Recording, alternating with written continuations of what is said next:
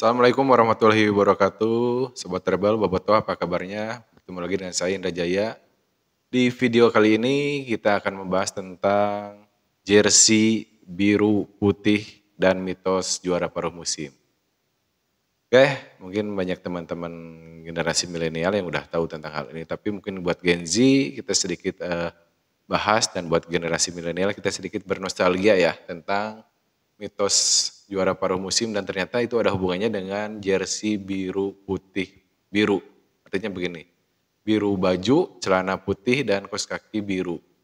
Persib kan selama ini kita tahu pada saat bermain away, pada saat bermain home, selalu menggunakan jersey biru-biru-biru. Bajunya biru, celananya biru, kaos kakinya juga biru. Tapi di musim 2007, Persib pernah memakai celana putih pada saat home.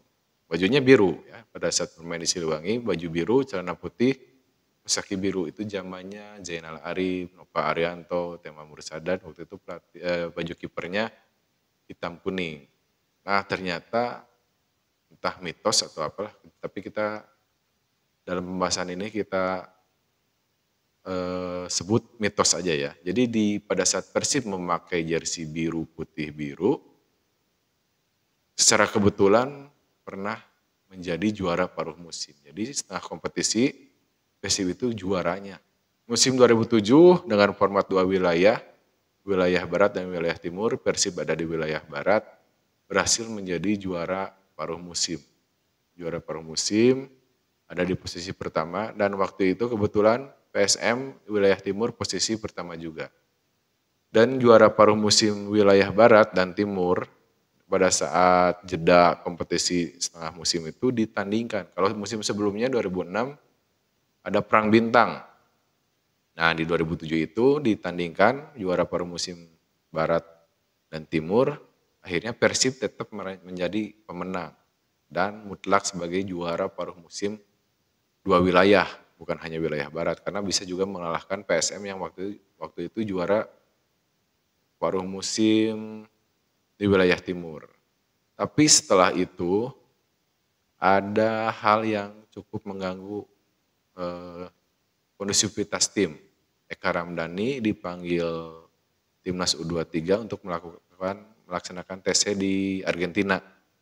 Bahkan dia kaptennya. Akhirnya Arkan Yuri kehilangan salah satu gelandang terbaiknya dan melakukan blunder, kita sebut blunder lah. Itu dipengaruhi hal teknis. Ya. Itu benar-benar murni hal teknis yang dilakukan oleh pelatih Arkan Yuri. Arkan Yuri akhirnya mengorbankan Nyek Nyobe. Nyek Nyobe waktu itu bek tangguh, trio di belakang, ada Jimenez, Nova, dan Nyek Nyobe. Jimenez libero, dua stopernya Nova dan Nyek Nyobe. Nyek Nyobe dilepas, akhirnya Arkan Yuri memanfaatkan slot asing itu dengan mendatangkan Leo Citescu dari PSM Makassar.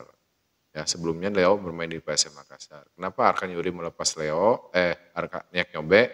Karena saat itu Persib masih punya bek tangguh tapi jarang bermain, yaitu Bayu Suta. Dia sekelas bek timnas waktu itu, tapi jarang mendapatkan posisi bermain karena ada Nova Arianto dan Nyek Nyobe. Nah, secara permainan di putaran kedua, Persib itu cukup tangguh juga. Pertahanannya nggak terlalu buruk ya di putaran pertama dan kedua sama-sama tangguh. Tapi lini serang Persib menjadi kurang tajam. Ya, finishing mereka menjadi menurun, akhirnya banyak laga yang berakhir draw, kemudian Persib mengalami kekalahan karena tidak bisa memanfaatkan peluang-peluang di depan. Nah, Persib yang asalnya gagah di putaran pertama juara paruh musim, akhirnya memble ya, nempikan itu lolos 8 besar aja. Waktu itu juara dua wilayah untuk melanjutkan ke babak berikutnya, setiap wilayah minimal finish di posisi 4 untuk bisa masuk 8 besar. Jadi 4 wilayah barat, 4 wilayah timur bisa masuk ke babak berikutnya yaitu babak 8 besar. Persib jangankan untuk masuk babak 8 besar ya, sebagai juara paruh musim pada saat akhir putaran kedua bahkan ada di posisi kelima, gagal lolos babak 8 besar ya. Untuk di posisi 4 besar wilayah barat pun gagal. Banyak faktor, selain faktor Leo Citescu yang kurang maksimal, Eka Ramdhani hilang, Jack Nyobe juga hilang, tapi kan ada pengganti Bayi Suta, tapi yang paling cukup berpengaruh adalah kehilangan Christian Mekamenga. Dia memang banyak absen juga pada saat di putaran pertama karena membela timnas U23 Kamerun di Olimpiade. Bayangkan Persib pernah boga striker sekelas pemain timnas Olimpiade, yaitu Christian Mekamenga, dan kalau nggak salah sempat bocor waktu itu di media nilai kontrak para pemain Persib. Mekamenga itu rekor punya nilai kontrak paling tinggi 2 tahun 2007 itu 1,1 miliar. Pemain termahal di Persib waktu itu yang menyentuh kontrak miliaran pertama itu Mekamenga ya di Persib itu. Oke, kita kembali lagi ke pembahasan tentang mitos juara per musim ya. Setelah itu Persib gagal juara karena di musim itu yang juaranya Sriwijaya FC. Dilaksanakan finalnya di Bandung melawan PSMS Medan runner up. Nah, setelah itu Persib menggunakan jersey biru lagi pada saat home, dan pada tahun 2018 Persib menggunakan jersey biru putih biru lagi. Zaman Mario Gomez, Gojali Siregar, EJ Bauman gitu kan. Back nate si nomor 4 teh Kode nah jangan ada bengkelnya. Jadi waktu itu Persib juga pernah juara paruh musim. Di akhir pertandingan putaran pertama bahkan bisa mengalahkan Persibaya dengan drama 7 gol. 4-3 atau 3-4 di kandang Persibaya. Persib menang setelah mengalahkan Persibaya, dinobatkan sebagai juara paruh musim Liga Indonesia 2018. Tapi setelah itu Persib mendapatkan banyak sanksi hukuman baik secara tim maupun secara individu pemain ya. Ada yang bilang digembosi lah. Waktu itu lagi ramai-ramainya Persib digembosi, banyak pemain yang disanksi, akhirnya Persib banyak bermain di luar Bandung juga karena apa? Pada saat Persib bermain di GBLA melawan Persija ada salah satu korban dari Jackmania yang memaksakan datang ke GBLA dan menjadi korban kehilangan nyawa ya waktu itu. Akhirnya banyak denda sanksi yang dijatuhkan oleh Komisi Disiplin pada Persib. Yang tadinya juara paruh musim, jago di awal-awal musim, akhirnya turun sampai ke peringkat 4 di akhir musim. Peringkat 4 beda 10 poin yang waktu itu juaranya Persija. Persija akhirnya bisa menjadi juara di 2018.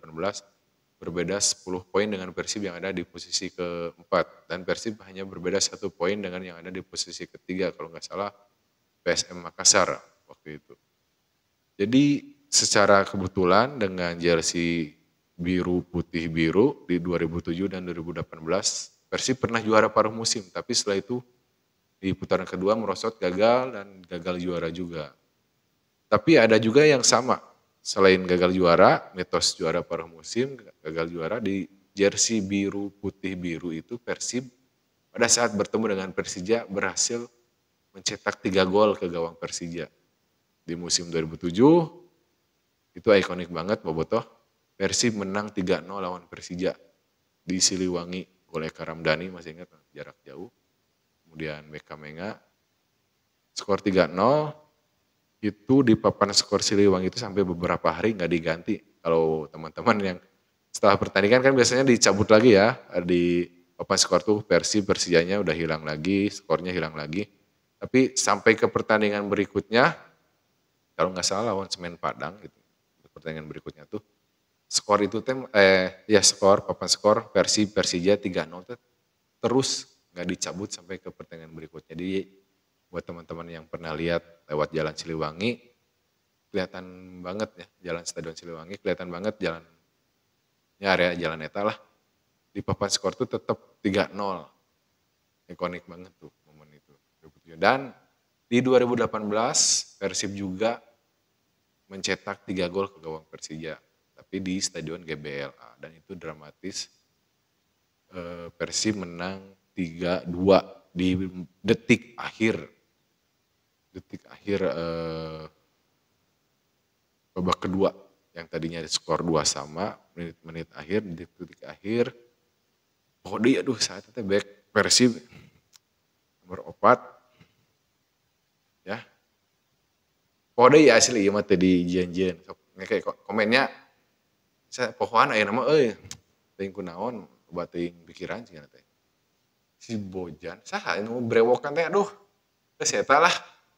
Bojan nya si Bojan, si Bojan nu ngaheading deflektif kena pemain belakang Persija gol.